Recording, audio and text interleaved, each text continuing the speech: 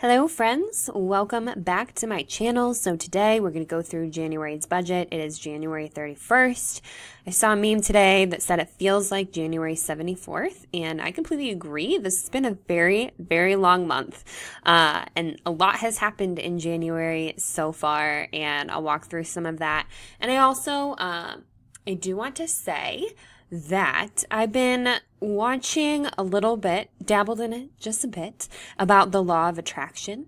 And I feel like in my videos, sometimes I can be negative about money. I'm obviously not happy that I'm in student loan debt. And when something bad happens, I like to be a little bit dramatic. I mean, that's me. I am dramatic. But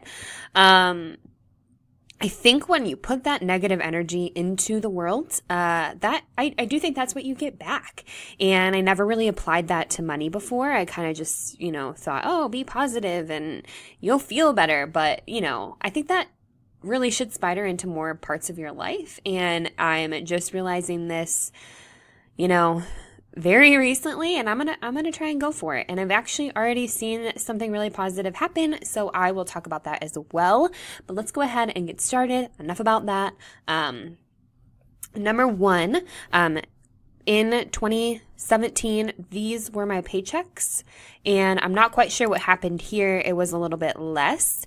And then here, now it's a little bit more. I think that this is obviously the new tax plan went into effect, but it didn't happen until my second paycheck.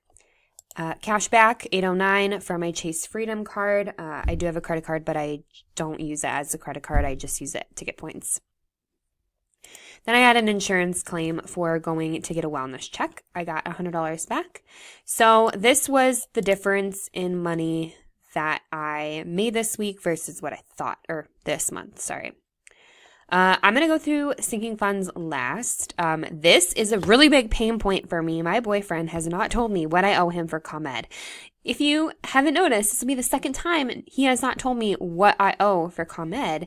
And I get to the point of this video and then I remember and I text him like, hey, what do I owe you? And then it's just, I never get what I want to, and I'm not going to wait for him to film. So February is going to be a big one. And I realize that now, which if you've already watched my February budget, I think I should just plan for like $300, which is crazy because we're not going to talk about it. Again, negative. I'm already negative. It's fine. I can pay that next month. Moving on. Housing, same per usual.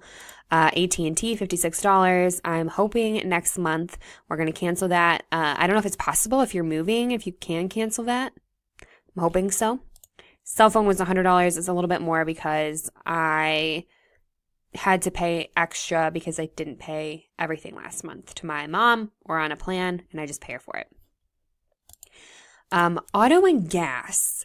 Hold on one second.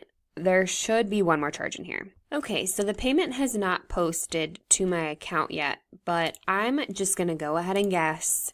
It was $30. That's about, on average, how much gas I need. I'm probably overshooting that, but here we are. It's fine if I am. So I'm going to make this, what did I end up spending? $118.34. Uber, I spent $0 this month. Restaurants, womp womp. I'm over budget again. And if you see my February video, I'm really going to try and be on a no spend, like almost no spending. And I can do it, okay? We're going to try and do it. Groceries, I went over quite a bit.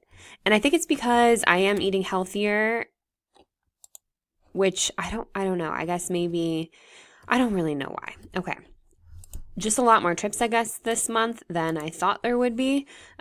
So that went over. And this is like the first time I think I've really gone over my groceries, which I think is kind of odd. Definitely going to look into that. Then for clothing, I only made one Target order because I ended up getting... hold on, sorry. Okay, I'm back. I'm doing the Le Tote thing. I've talked about this in my previous videos. I feel like I'm actually wearing something from Le Tote today, but I thought if I rent my clothes, I won't feel a need to buy new clothes because I won't feel like I'm staring at a closet of things I hate, because each week I get 2 pieces and an accessory to wear, and then that's $43.17. And then I did make one purchase at Target for some shoes and 3 tank tops.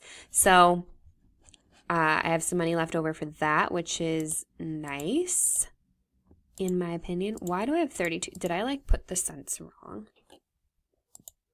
Do I need to put 34 here? Okay, I think, right? I don't know.